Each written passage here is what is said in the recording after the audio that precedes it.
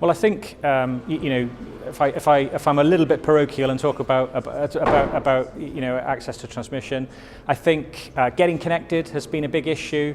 Getting land has been a big issue. I think we can help with that. So I'd encourage developers to reach out to us. I think the other thing that's been difficult for storage developers in particular is where they get their revenue from.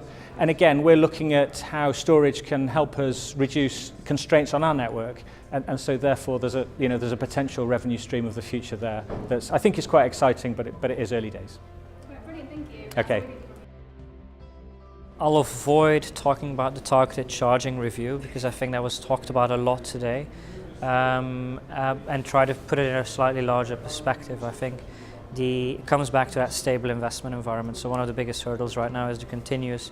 It's rapidly evolving, and that's actually a challenge. Like the regulator is trying to adapt to the technology, the network operators, there's huge transition happening there from a sort of overall system operator to distributed system operator. It's all these things happening at the same time. How do you invest in that environment while keeping the cost of capital low so you can offer very attractive solutions to customers? So it's bringing all these things together, because at the moment with the rapid change it attracts a certain type of equity investor, which is a huge challenge for the system. Okay, so at Kiwi Power, our job is you hand us the keys to your battery and we make as much money as you can. Now this is a problem. The problem I'm about to talk about is for everybody in the industry, but also for us. So everything's getting more complex. 2 years ago, we used to put a battery into one revenue stream, maybe a bit of capacity market as well, and you could earn good money. Investor was happy with double-digit returns. Now, within a day, we might be doing 4, 5, 6 different revenue services, which means that the optimization piece and control and dispatch is even more important than before. And the last thing that's going to help that is controlling OPEX. So on top of optimizing just the money coming in revenue, providing those services in the most cost-effective way with the battery.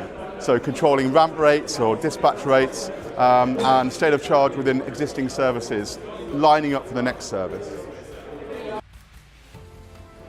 So I think the most exciting thing that's on the horizon is the deployment of electric vehicles. And it's anybody's guess of when that will happen and to what extent as well. So I think it's the industry's responsibility to get prepared for this wave that's coming. And some see it as a challenge, but I think it can be a huge opportunity for the industry to harness.